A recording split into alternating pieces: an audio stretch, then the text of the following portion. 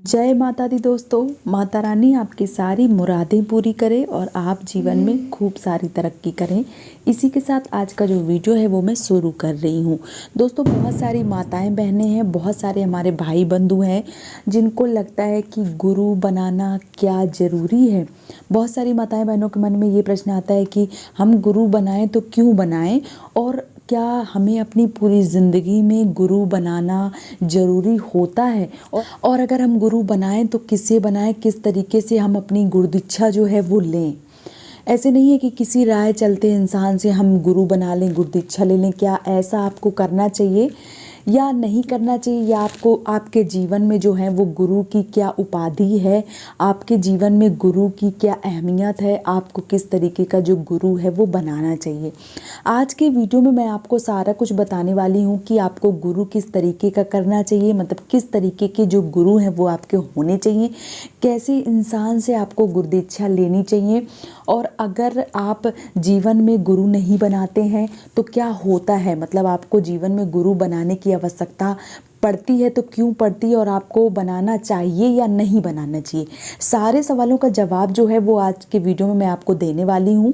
तो वीडियो को बगैर स्किप किए हुए ध्यान से सुने और ध्यान से देखें, ताकि आपको बहुत ही अच्छे से समझ में आए कि गुरु की क्या अहमियत है और हमें जीवन में गुरु जो है वो क्यों बनाना चाहिए, और कैसे गुरु से उपाधि जो है, जो हम गुरुदीक्षा के जो 3 शब्द लेते हैं वो हमें कैसे लोगों से, मतलब किस तरीके की गुरु से लेना चाहिए। सबसे पहले दोस्तों मैं आपसे यही बोलूँगी कि पानी पियो छान कर और गुरु बनाओ जानकर। ऐसे नहीं करना चाहिए कि, मतलब बहुत सारे लोगों की पसंद ऐसी होती है कि जैसे मान लीजिए आज कोई दूसरा गुरु पसंद आ गया, कल कोई दूसरा पसंद आ गया, परसों कोई तीसरा गुरु पसंद आ गया। उनको लगता है कि इनसे नहीं, चलो इनसे ले लेते हैं, इनसे नहीं, चलो इनसे ले लेते हैं, और वो बारी बारी करके 2 3 4 5 जितना भी गुरु उनको मिल जाते हैं वो बनाते ही रहते हैं। तो आपको ये सब नहीं करना चाहिए। और सबसे बड़ा मैं आपसे यही बोलूँगी कि जीवन में सबसे बड़ा अगर कोई आश्रम है, सबसे बड़ी कोई गुरुदीक्षा है, तो वो आपका गृहस्थ आश्रम है। जीवन में गृहस्थ आश्रम से, और जो घर है, जो परिवार है, कुटुंब है, उससे बड़ा कोई जीवन, उससे बड़ा कोई गुरु मंत्र, उससे बड़ा कोई आश्रम हो ही नहीं सकता है, क्योंकि वही तो शुरुआत है और वही जो है वो अंत है। आपको ना जो गुरु है वो किस तरीके का बनाना चाहिए। गुरु आपको ऐसे बनाना चाहिए कि गुरु बिल्कुल धोबी जैसा हो। धोबी अर्थात जो मलमल की कपड़ा धोए और जो कपड़ा है वो निखरता ही चला जाए। और शिष्य कैसा होना चाहिए, शिष्य बिल्कुल कपड़े की तरीके होना चाहिए।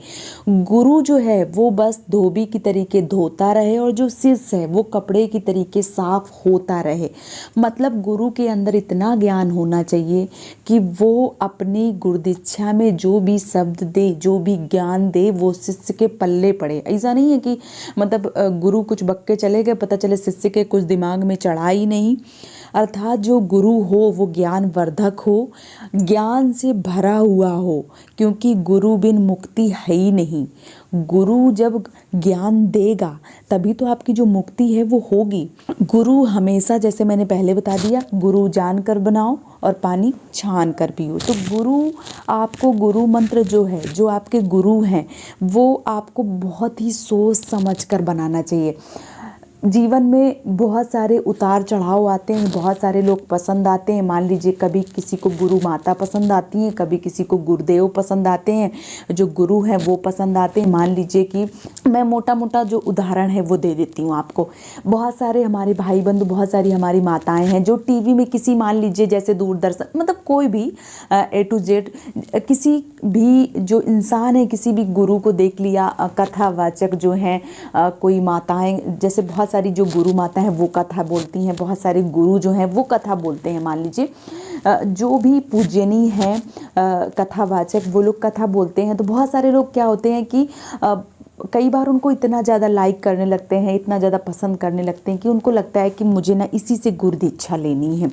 फिर क्या होता है, 6 महीने पता चले उनको सुनते हैं, 6 महीने बाद उनके हाव भाव विचार सारे कुछ बदल जाते हैं। फिर उनको लगता है कि नहीं, कोई दूसरा मिल गया, दूसरे के सुने तो उनको लगा अरे अब गुरुदीक्षा इन्हीं से लेंगे, मतलब मन में बना ही लिया, ठान लिया कि गुरुदीक्षा इन्हीं से लेनी है। कई बार क्या होता है, बहुत सारे लोग तीर्थ पराग करने जाते हैं, बहुत सारे लोग मान लीजिए यूं ही कोई भी पंडित जी मिल गए, बस बना लिया। अच्छा, अभी क्या होड़ लगी हुई है, गुरु जो है वो होड़ लगी हुई है, कोई भी गुरु बन जाता है, किसी भी को गुरु दीक्षा दे देता है, कोई भी शिष्य बन जाता है। उनको क्या अपनी पॉकेट भरना है, मतलब उनको पैसे चाहिए, गुरु बना लो, बस जाओ भाड़ में जाओ, हमें कोई मतलब नहीं, कहीं गुरु जाए, कहीं चेला जाए, कहीं कुछ भी हो जाए। गुरु जो है उसको पैसे का मोल नहीं होना चाहिए, भोग विलास जो वस्तुएं हैं उनसे मोह ही नहीं होना चाहिए। मतलब ऐसा गुरु होना चाहिए जिसको लालच नहीं होना चाहिए, और प्रेम से जो भी दे शिष्य वो उसको रख लेना चाहिए। ऐसा नहीं है कि नहीं भाई मांगो, कि हम गुरु हैं, बार बार याद दिलाएं कि हम गुरु हैं और हमें ये चीज़ें जो हैं वो देनी ही पड़ेंगी। ऐसा गुरु बिल्कुल भी ना करें। और अगर आपने विचार बना लिया है कि हमें एक से ही लेना है, मान लीजिए एक कोई बंदा है, कोई कथावाचक है, कोई आपका गुरु एक बार ऐसे बन चुका है, आपके मन में जगह आपके बना ली है कि हमें तो बस इसी गुरु का साथ चाहिए, तो बेशक आप उसके बारे में थोड़ी सी जांच पड़ताल करें। क्योंकि बहुत सारे लोग आपको देखने में बहुत अच्छे लगेंगे, ज्ञानवर्धक बातें करेंगे, लेकिन पता चले उनकी सच्चाई कुछ दूसरी निकल जाए। तो थोड़ा सा सोच समझ के जानबूझकर जो ज्ञान है वो अर्जित करें, जो गुरु है वो बनाएं। बहुत सारी माताएं बहनें, जैसे कहीं मान लो कोई तीर्थ में गई, उन्होंने वहाँ गुरु बना लिए, फिर कहीं दूसरी जगह गई, उनको लगा कि चलो फिर से गुरु बना ले। तो भैया गुरु जो है वो एक कई बार बनाएं, बार बार गुरु जो है वो ना बदलें। और बहुत सारे लोग ऐसे भी हैं, लगता है कि गुरु हमारे शांत हो गए तो हमें कोई दूसरा गुरु बनाना चाहिए, तो ऐसा नहीं है। गुरु मंत्र जो है वो आपके मिल चुके हैं, जो 3 शब्द हैं आपकी मुक्ति के लिए वो आपको मिल गए हैं। तो आप दूसरा जो गुरु है वो कभी भी ना बनावे, जो आपका गुरु है बस उसी को पकड़ के ही रखें। और जो गुरु हैं वो ऐसे ही अपने ढेर सारे जो शिष्य हैं वो ना ढूंढें, थोड़ा सा ज्ञान जो है वो अर्जित करें, बांटें, ऐसे ही लोगों को जो शिष्य हैं वो बनाएं। अब क्या है, अब मैंने तो अभी आपकी ये सारी दुविधा दूर कर दी। अब क्या, जैसे बहुत सारे लोगों के मन में प्रश्न आता है कि गुरु हमें क्यों बनाना चाहिए, बहुत सारे लोगों के मन में आता है। तो गुरु इस जन्म में और अगले जन्म में हमें क्या होता है, कई सारे चीज़ें होती हैं, कई सारा ज्ञान जो होता है वो हमें अर्जित नहीं होता है, हमें बहुत सारी चीज़ों के बारे में पता नहीं होता है, हमारे मन में उथल पुथल मच रहे होते हैं, बहुत सारे सवालों के जो जवाब है वो हमें नहीं मिल रहे होते हैं। इसलिए हमें गुरु बनाना चाहिए, क्योंकि हमें मुक्ति के लिए, मान लीजिए कि जैसे मान लीजिए मोटा मोटा मैं आपको समझा देती हूँ, मार्गदर्शन के लिए, जैसे मान लीजिए कोई व्यक्ति है, वो नेत्रहीन है, उसके नेत्र नहीं है, उसको रास्ता दिखाने के लिए एक ऐसे व्यक्ति की हमें ज़रूरत पड़ती है जिसके नेत्र खुले हुए हों, जो नेत्रों से बहुत ही भली भांति देख सकता हो, तभी तो वो दूसरे को जो रास्ता है वो दिखा सकता है। वैसे ही हमें गुरु की आवश्यकता होती है जीवन में आगे बढ़ने के लिए, अपना अगला जो जन्म है वो सुधारने के लिए। और इस जीवन में हमें बहुत सारी जो ज्ञान है, बहुत सारी चीज़ें हैं जिनके बारे में हमें जानने के लिए हमें गुरु की आवश्यकता पड़ती ही पड़ती है। अब बहुत सारी हमारी माताएं बहनें हैं जिनके मन में ये भी प्रश्न आता है कि उनके जो पति हैं वो किसी को गुरु नहीं बनाने दे रहे हैं। मतलब उनको लगता है कि नहीं, हम जो गुरु है वो गुरु माता से दिलवाएंगे, या बिना गुरु के आप जो गुरु दीक्षा है वो ले लो, बस हाँ, गुरु किसी को ना बनाओ। तो ऐसी जो माताएं बहनें हैं जिनके मन में उथल पुथल मच रहा है, उनको लग रहा है कि हम किसको गुरु बनाएं, हमारा पति जो है वो थोड़े सा दूसरे नेचर के हैं और गुरु बनाने नहीं दे रहा, तो ऐसे लोगों को क्या करना चाहिए, नारी का सबसे बड़ा जो गुरु होता है वो उसका पति ही होता है, और पति परमेश्वर होता है। और अगर आप मान लीजिए गुरु की सेवा करती हैं, अपने पति का अनादर करती हैं, तो आप ऐसा बिल्कुल ना करें, क्योंकि जैसे मैंने बता दिया कि नारी का सबसे बड़ा जो गुरु होता है वो उसका पति होता है, और पति को ही आप गुरु मान सकती हैं।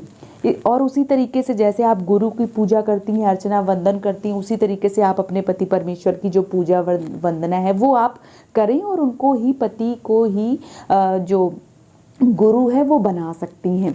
उसके बाद क्या है, अगर आपके पति जो हैं वो किसी दूसरे को गुरु नहीं बनाने दे रहे हैं, तो सबसे बड़ी बात मैं आपसे बोलना चाहूँगी कि आप भगवान भोले को अपना गुरु बना लीजिए और श्री शिवाय नमोस्तुभ्यम जो है वो उनका गुरु मंत्र ले लीजिए। और जो श्री शिवाय नमोस्तुभ्यम है, ये वाला मंत्र आप जो 3 शब्द हैं वो आप गुरु मंत्र के रूप में रखिए और भगवान भोले को अपना जो गुरु है वो बना सकते हैं। किस स्थिति में, जब आपके पति या आपके पास मान लीजिए कोई ऐसा कुछ ऐसी प्रॉब्लम है, कुछ ऐसी परिस्थिति है जिस परिस्थिति में आप जो गुरु है वो नहीं बना सकते हैं, तो आप ऐसी स्थिति में भगवान भोले को अपना जो गुरु है वो बना सकते हैं। और गुरु भी ऐसे ही बनाना चाहिए जिनका जो सर है वो हमेशा ठंडा रहे, जिनके सर से हमेशा गंगा की जो धारा है वो निकलती रहे। तो भगवान भोले से ज़्यादा अच्छा कोई गुरु हो ही नहीं सकता है ब्रह्मांड में। तो आप भगवान भोले को अपना गुरु बनाइए। और अगर आपसे श्री शिवाय नमोस्तुभ्यम वाला जो मंत्र है वो थोड़ा सा आपके लिए डिफ़िकल्ट हो रहा है, थोड़ा सा कठिन हो रहा है, तो ओम नमः शिवाय वाला भी रख लीजिए। इस तरीके से आप अपना जो गुरु है, जो गुरु दीक्षा है वो भगवान भोले से भी ले सकते हैं।